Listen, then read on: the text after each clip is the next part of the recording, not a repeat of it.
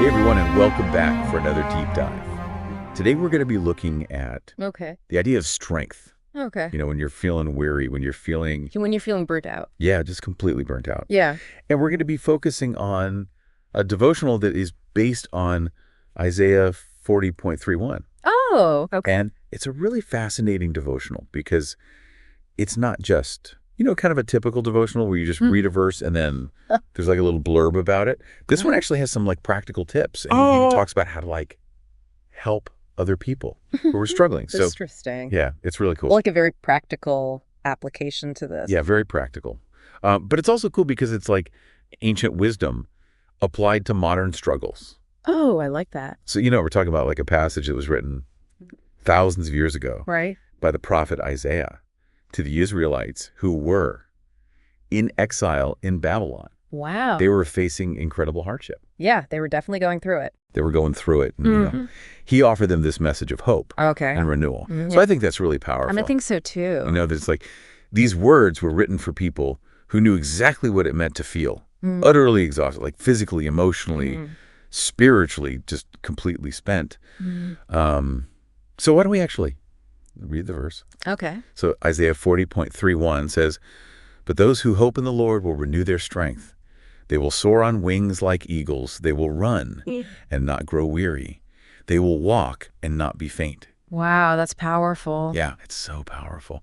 When I first read this verse, I don't know about you, but the image of eagles soaring effortlessly just really stuck with me. Yeah. Like I think we all crave For sure. that kind of strength. Yeah. Especially when we're facing tough times. Absolutely. Yeah. I think there's something about that image that speaks to just like that deep longing within us. Like we all want to be able to soar above our problems and not be weighed down by them. Yeah, and the devotional actually talks about that analogy. And it's really interesting because it's saying that. It's not about magically gaining superhuman strength. Right. But it's about aligning ourselves with a power greater than ourselves. I see. So like an eagle riding the wind currents, we can find support and lift when we let go of the struggle and allow ourselves to be carried. That's a great analogy. It is a great analogy. It really makes you think about all the times you've tried to muscle through things on your own.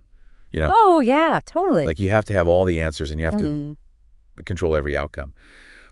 But this idea of surrendering control, it feels both liberating and terrifying at the same time. Yeah, I can see that. Like you're letting go of the need to be in control, but at the same time, you're trusting in something bigger than yourself. Yeah, exactly. And the devotional really digs into that. Okay. Like, what does it actually mean to hope in the Lord? It's not passive resignation. It's not just like giving up.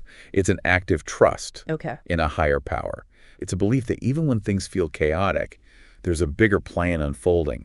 I like that. So it's not about being passive. It's about being active in your trust. Yes.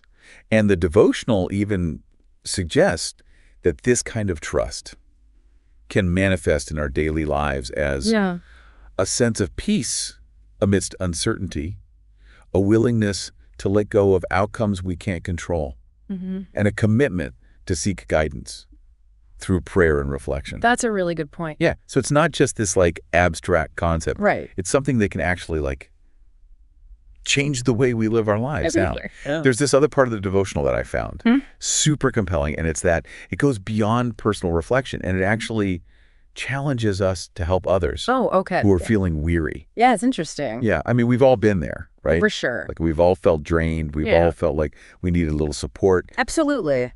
It's so easy to get caught up in our own struggles that we forget to look around and see who else might be hurting. That's true. We can get so focused on ourselves that we forget about other people. Yeah.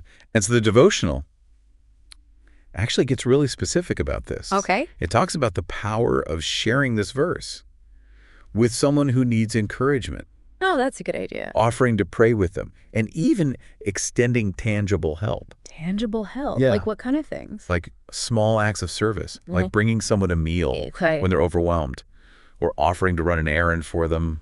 Just like little things Nice, that can truly make a difference. Yeah, just taking something off their plate. Exactly. It's so easy to get caught up in like the big picture of like, I have to like solve all the world's problems. But sometimes it's just those little things that can really make a difference. Absolutely. So it makes you think, what small gesture could you offer someone in your life today? Yeah, that's a great question for the listeners to think about. Yeah, because it might not feel like much to you, but to someone who's struggling, it could be a lifeline. It really could be. And I think the key takeaway here is that strength doesn't always come from pushing harder, but sometimes it comes from allowing ourselves to be supported and in turn offering that support to others. Like we're meant to lift each other up, to be a source of encouragement and hope in a world that can often feel quite wearying. Yeah, for sure. One thing that I found interesting is that this devotional, while it is based on Isaiah, it also encourages further exploration. Oh, really? Yeah, it mentions different commentaries. It even talks about sermons by theologians like Charles Spurgeon. Oh, wow. So I'm curious, for someone listening who wants to dig even deeper, what other resources or perspectives might be out there? Well, there are so many different avenues you could explore. Like, you could look at different translations of the Bible and see how they render this passage. You can look at commentaries, both classical and modern, that provide a lot of historical context and theological interpretations.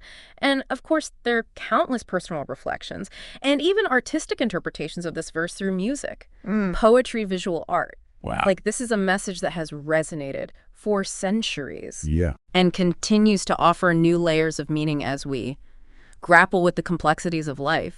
So what began with a single verse has opened up a world of exploration. It has. And I think that's really what this deep dive is all about, is that finding strength is a journey. It's not a destination. There are so many paths to explore, so many sources of wisdom to draw from. And ultimately, the strength that we seek often comes from connecting with something bigger than ourselves, both in spirit and in community. So thanks for joining us on this deep dive, I hope. It's left you feeling a little less weary and a lot more encouraged.